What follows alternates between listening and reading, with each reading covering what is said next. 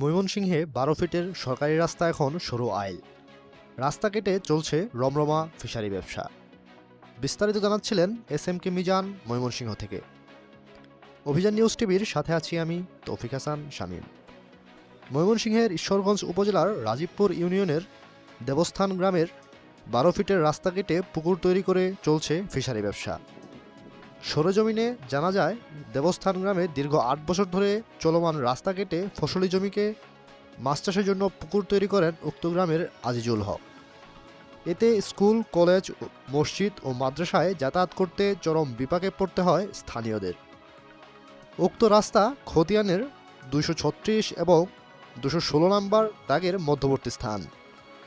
পরিশেষে রাস্তার এই জমি ভোগ দখলকারী আজিজুল হক বিষয়টি জনসম্মুখে স্বীকার করেন এবং স্থানীয় ইউপি সদস্য ও ইউপি চেয়ারম্যানের মাধ্যমে পুনরায় এই রাস্তা তৈরির উদ্যোগ নেন বিনা আপত্তিতে, এবং স্থানীয়রাও ইউপি চেয়ারম্যানের সহযোগিতায় বিষয়টি দ্রুত নিষ্পত্তি চান। আমার নাম মোহাম্মদ আবুল হোসেন।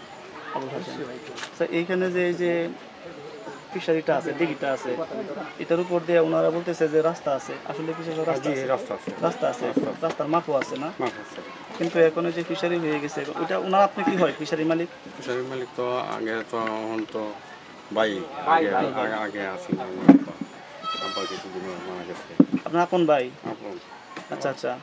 এখন তাহলে এখন তো রাস্তার জায়গা তো আছে। জি জি, রাস্তা। তাহলে এখন ওই যে আপনারা ফিশারি করতেছেন বা এই বিষয়ে যদি কিছু বলতেন। এখন যে ফিশারি আছে, রাস্তা নাই তো রাস্তা তো এটা কোন গ্যাপের কারণে এই রাস্তাটা এভাবে পড়ে আছে আর কি? রাস্তাটা তো মনে করেন যে কোন অবহেলার কারণে, এটুকুই বলবেন আমাদের। অবহেলা মানে মনে করেন রাস্তা তো মনে করেন রাস্তা তো আমার করার না, আপনি তো করবেন না অবশ্যই। কোনটার জন্য আপনি মনে করছেন যে কোনটার জন্য এখনো রাস্তাটা হয় নাই? রাস্তা তো আগে ছিল আগে ছিল কিন্তু ফিশারি করার কারণে ভেঙে গেছে। না, ভেঙে গেছে মনে করেন টানে দেওয়া কিছু আছে, টানে দেওয়া মনে করেন যে এখন কিছুদিন হয়তো মাফ হয়েছে মাফ হয়ে গিয়ে এইটা পড়েছে গা তারা। আচ্ছা আচ্ছা। মাফ হয়ে পড়েছে গা, রাস্তা গেছে গা ফিশারি সাইডে রাস্তা গেছে। রাস্তা তো আমরা দিতে কোনো সময় মানে আপত্তি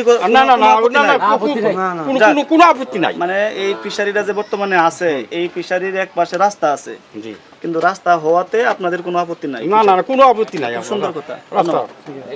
ঠিক আছে, কোনো আপত্তি নাই। আপনি খুব সুন্দর কথা বলছেন।